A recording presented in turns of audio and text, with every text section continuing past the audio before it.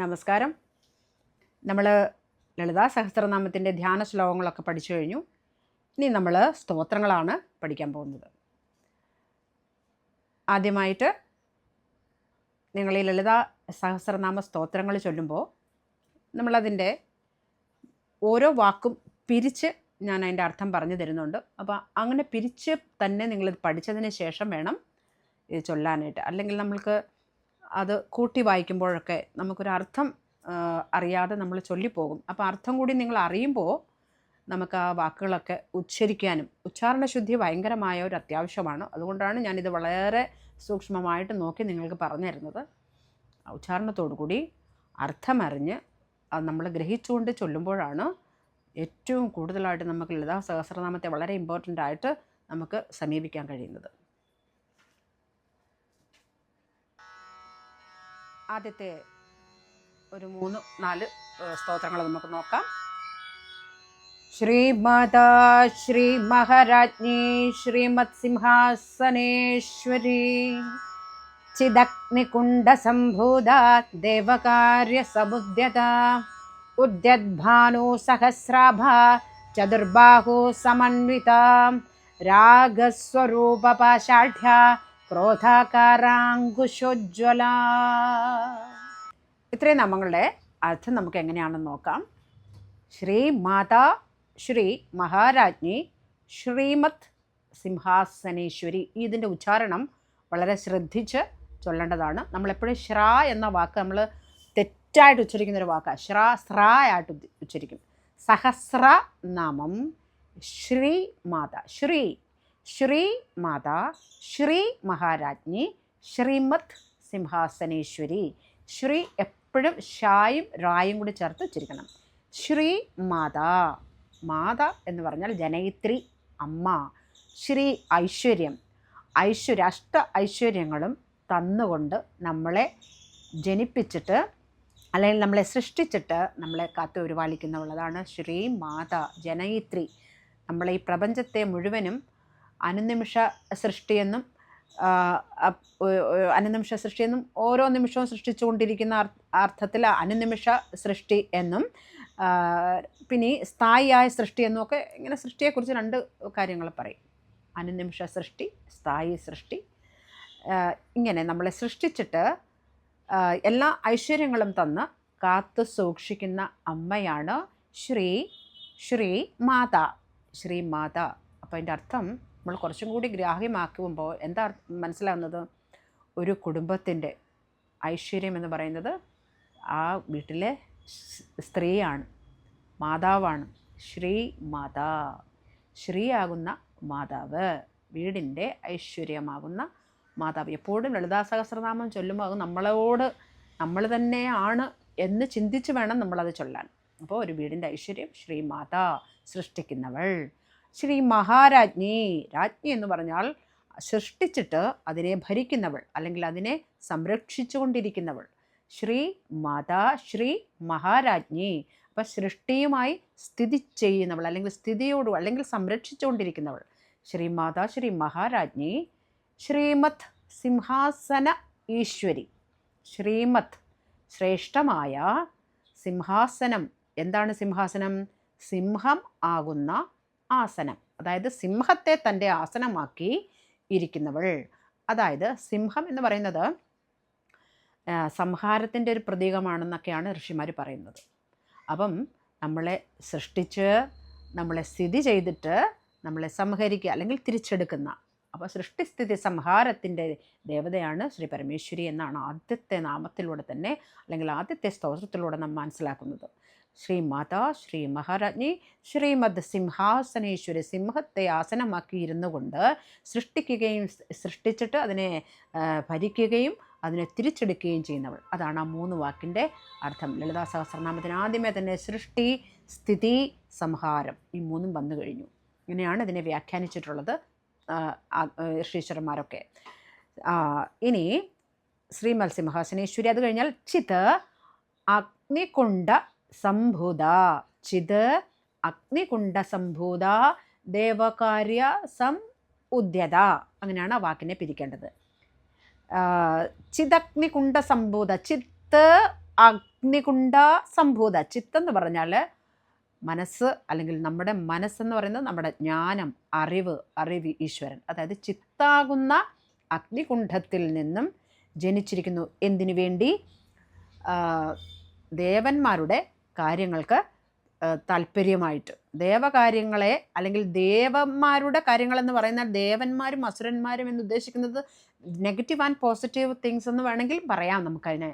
അപ്പം ദേവകാര്യ സമുദ്യത, നല്ല കാര്യങ്ങളെ നമുക്ക് പ്രാപ്തമാക്കി തരുന്നതിന് വേണ്ടി ജനിച്ചവൾ, ദേവകാര്യങ്ങൾക്ക് വേണ്ടി ഉദ്യമിച്ചവൾ എന്നൊക്കെയാണ് അതിൻ്റെ അർത്ഥം. അപ്പോൾ നമ്മുടെ ചിത്താകുന്ന അഗ്നികുണ്ഡത്തിൽ നിന്നും നമുക്ക് നല്ല കാര്യങ്ങളെ ചെയ്യുവാൻ വേണ്ടി ജനിച്ചവൾ. ഇതിന് പിൻപൊരു കഥയുണ്ട്. ആ കഥ ഇവിടെ പറയുവാൻ കുറച്ച് സമയം എടുക്കുന്നതുകൊണ്ട് ഞാനത് പറയുന്നില്ല. ചിദഗ്നികുണ്ഡ സംഭൂത, വാക്കിൻ്റെ അർത്ഥങ്ങൾ മാത്രം ഒന്ന് പഠിച്ചു പോകാം. ചിദഗ്നികുണ്ഡ സംഭൂത ദേവകാര്യ സമുദ്യത. അടുത്തതോ ഉദ്യദ്ഭാനു സഹസ്രാഭ ചതുർബാഹു സം അന്വിത. ഉദ്യദ്ഭാനു സഹസ്ര ആഭ. ഉദ്യദ്ഭാനു ഉദിച്ചുയരുന്ന സൂര്യൻ്റെ സഹസ്രം ആഭയോട് കൂടിയവൾ, അല്ലെങ്കിൽ സൂര്യൻ്റെ സഹസ്രം ആ രശ്മികളുടെ ആ സൂര്യപ്രഭയോട് കൂടിയവൾ. 1000 സൂര്യന്മാർ ഉദിച്ചു വരുന്ന പ്രഭയോട് കൂടിയവളാണ് ഉദ്യദ്ഭാനു സഹസ്ര ആഭ. ചതുർബാഹു സം അന്വിത. ചതുർബാഹു സം അന്വിത, 4 കൈകളോട് ചേർന്നവൾ, 4 കൈകളുള്ളവൾ. ഇതാണ് ചതുർബാഹു സമന്വിത. രാഗസ്വരൂപ പാശ ആഢ്യ ക്രോധാകാര അങ്കുശ ഉജ്ജ്വല. രാഗങ്ങൾ എന്ന് പറഞ്ഞാൽ നമ്മുടെ കാമം, ക്രോധം, ലോഭം, മോഹം, മതം, മാത്സര്യം, ഇതിനെയെല്ലാം പാശമായിട്ട് ധരിച്ചിരിക്കുന്നവൾ. ഒരു പാശത്തിൽ കെട്ടി അതൊക്കെ അമ്മ അതിനെ നിയന്ത്രിക്കുന്നവൾ എന്നൊക്കെയാണ് അതിൻ്റെ അർത്ഥം. അതൊക്കെ കുറച്ച് കൂടുതൽ കാര്യങ്ങൾ പറയാനുള്ളതാണ്. എന്നാൽ നിങ്ങൾ വാക്കിൻ്റെ അർത്ഥങ്ങൾ മാത്രം ഒന്ന് അറിഞ്ഞു പോവുക. രാഗസ്വരൂപ പാശ ആഢ്യ, നമ്മുടെ രാഗങ്ങളെ കയറിൽ ബന്ധിപ്പിച്ച് ആ കയറിനെ അമ്മ ധരിച്ചിരിക്കുന്നു. അതാണ്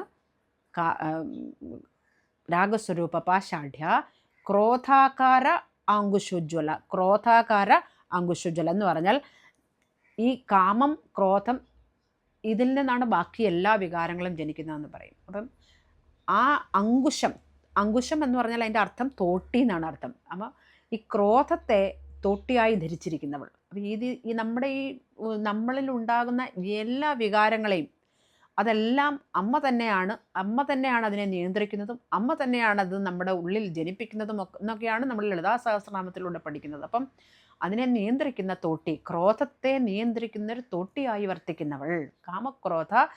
ക്രോധാകാര അങ്കുശോജ്വല. ഇത്രയും നാമങ്ങൾ മനസ്സിലായി എന്ന് വിശ്വസിക്കുന്നു. ഇനി അടുത്ത നാമം എങ്ങനെയാണെന്ന് നോക്കാം. മനോരൂപേക്ഷുകോദണ്ഡ പഞ്ചതന്മാത്ര സായക നിജാരുണപ്രഭാപൂരമജ്ജത് ബ്രഹ്മാണ്ഡമണ്ഡല ചമ്പകാശോകപുന്നാഗ സൗഗന്ധികലസത്കജാം കുരുവിന്ദമണിശ്രേണി കനൽ കോടീരമണ്ഡിത. ഇത്രയും നോക്കാം.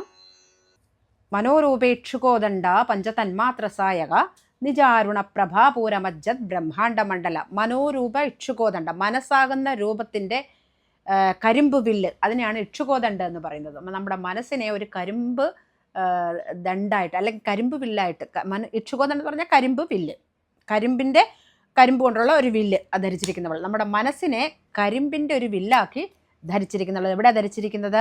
അത് മുന്നിലെ ഇടത് കൈയിൽ കരിമ്പ് വില്ല് ധരിച്ചിരിക്കുന്നു. ക്രോധാകാര അങ്കുശോജ്വല, ആ അങ്കുശം തൊട്ടി ധരിച്ചിരിക്കുന്നത് എവിടെയാണ്? പിന്നിലെ വലത് കൈയിൽ. ഈ ഓരോ കയ്യിലും ഓരോന്നും ധരിച്ചിരിക്കുന്നു. അതാണ് ഇത് മനസ്സിലാക്കേണ്ടതാണ്. മനോരൂപ ഇക്ഷുകോദണ്ഡ പഞ്ചതന്മാത്ര സായക. അതായത് മനസ്സാകുന്ന ഇക്ഷുകോദണ്ഡ്, മനസ്സിനെ അല്ലെങ്കിൽ മനസ്സിനെ ഒരു കരിമ്പ് വില്ലാക്കി അമ്മ മുന്നിലെ ഇടത് കൈയിൽ ധരിച്ചിരിക്കുന്നു. പഞ്ചതന്മാത്ര സായക. ഈ പഞ്ചതന്മാത്ര സായക എന്ന് പറഞ്ഞാൽ നമ്മുടെ ഈ ജ്ഞാനേന്ദ്രിയങ്ങളെയാണ് പറയുന്നത്. പഞ്ചതന്മാത്ര സായക, 5 ജ്ഞാനേന്ദ്രിയങ്ങൾ. അതേതൊക്കെയാണ്?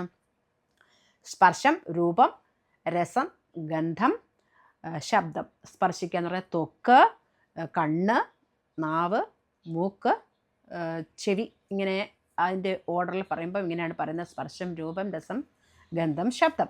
ഈ ജ്ഞാനേന്ദ്രിയങ്ങളെയെല്ലാം അമ്മ തന്മാത്രകളാക്കി. തന്മാത്രകൾ എന്ന് പറഞ്ഞാൽ ഇവിടെ ഉദ്ദേശിക്കുന്നത് അമ്മ ഒരു 5 അമ്പുകളാക്കി ധരിച്ചിരിക്കുന്നു. അല്ലെങ്കിൽ പഞ്ചഭൂതങ്ങളുടെ ആദിമ രൂപമാണ് ഈ പഞ്ചതന്മാത്രകൾ എന്നൊക്കെ പറയുന്നത്. പഞ്ചഭൂതങ്ങൾ ഉണ്ടാകുന്നതിന് മുൻപുള്ള ഈ പഞ്ചതന്മാത്രകളെയാണ് ആദ്യം, അതാണ് അമ്മ കൈകളിൽ ധരിച്ചിരിക്കുന്നത്. അതായത് മുന്നിലെ വലത് കൈയിലാണ് അമ്മ ഈ പഞ്ചതന്മാത്രകളെ അതിൻ്റെ നിയന്ത്രണം വെച്ചിരിക്കുന്നത്.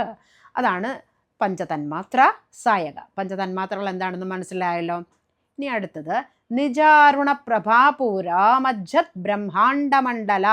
നിജ അരുണ പ്രഭാപൂര മജ്ജത് ബ്രഹ്മാണ്ഡ മണ്ഡല.